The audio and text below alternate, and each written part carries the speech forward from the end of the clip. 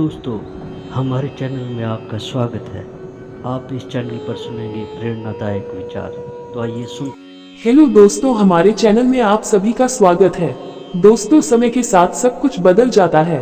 आज हम जवान हैं, तो जैसे जैसे समय गुजरता जाएगा हम बूढ़े होते जाएंगे। इस बुढ़ापे में हमारे शरीर के अंग भी धीरे धीरे कम काम करने लगते हैं। जैसे आंखों से कम दिखाई देने लगता है, शरीर के अंगों का कांपना और अनेक बीमारियां हो जाती है। ऐसे में सारे शरीर का बैलेंस ही बिगड़ जाता है। ऐसे में एक बूढ़ा आदमी समय और अपनी शारीरिक अवस्था को देखकर अपनी संतान को ये बातें बोलता है कि जब मैं बूढ़ा हो जाऊंगा तो मेरे से अच्छा या बुरा जो भी होगा तुम बुरा मत मानना, क्योंकि जो बुढ़ापे में होगा वो मेरे बस की बात नहीं है। बेटा, मैं बुढ़ापे में लाचार हो जाऊंगा, मैं बुरा व्यवहार करूं तो तुम मुझे माफ कर देना। और इस बारे में एक बूढ़ा अपनी संतान को क्या कहता है, तो आइए दोस्तों सुनते हैं। एक बाप की पुकार अपनी औलाद से की, जब मैं बूढ़ा हो जाऊंगा, कि जब मैं बूढ़ा हो जाऊंगा, एकदम जज बूढ़ा, तब तू क्या थोड़ा मेरे पास रहेगा? मुझ पर थोड़ा धीरज तो रखेगा ना?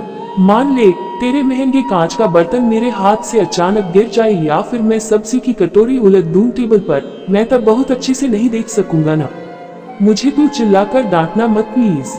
बूढ़े लोग सब समय खुद को कमजोर महसूस करते रहते हैं, तुझे नहीं पता। एक दिन मुझे कान से सुनाई देना बंद हो जाएगा। एक बार में मुझे समझ में नहीं आएगा कि तू क्या कह रहा है, लेकिन इसलिए तू मुझे बहरा मत कहना। जरूरत पड़े तो कष्ट उठाकर एक बार फिर से वह बात कह देना या फिर लिख ही देना कागज पर। मुझे माफ कर देना, मैं तो प्रकृति के नियम से बुरा हो गया हूँ। अब मैं क्या करूँ बता मेरे बेटे। और जब मेरे घुटने कांपने लगेंगे, दोनों पैर इस शरीर का वजन उठाने से इनकार कर देंगे, तू थोड़ा सा धीरज रखकर मुझे उठाने या खड़ा होने में मदद नहीं करेगा? बोल।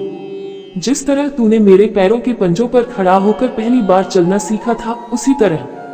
कभी कभी टूटे रिकॉर्ड प्लेयर की तरह मैं बकबक करता रहूंगा, तू थोड़ा कष्ट करके सुनना।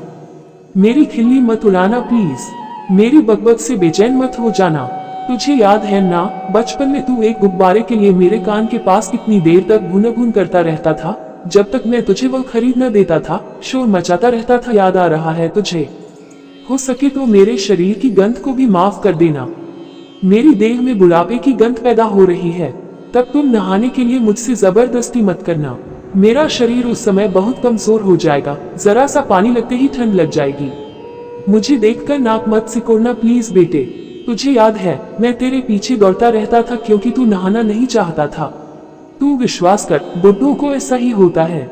हो सकता है एक दिन तुझे ये समझ में आए, हो सकता है एक दिन तेरे पास अगर समय रहे, हम लोग साथ में गप्पे लड़ाएंगे, ठीक है? भले ही कुछ एक पल के लिए क्यों ना हो। मैं तो दिन भर अकेला ही रहता हूँ, अकेले अकेले मेरा समय नहीं कटता।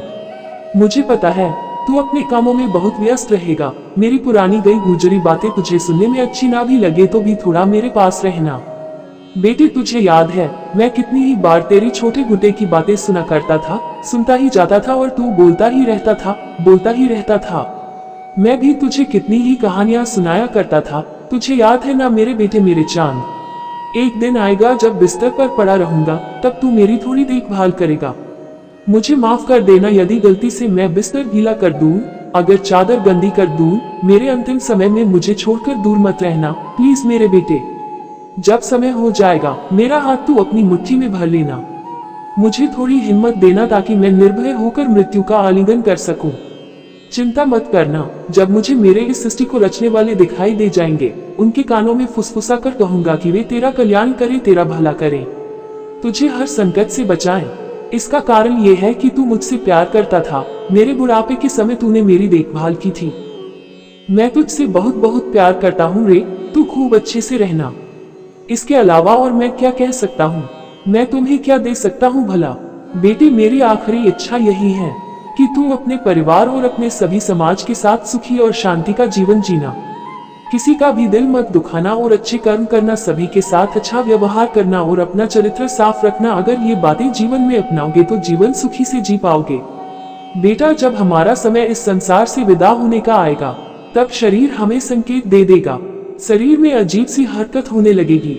जब मेरे प्राण ये शरीर छोड़ रहे होंगे, तब अंत समय में तू मुझे अपने हाथों से थोड़ी सी चाय की घुट पिला देना, और कोशिश ये करना कि अंत समय में मेरी कोई किसी भी प्रकार की इच्छा न रहे।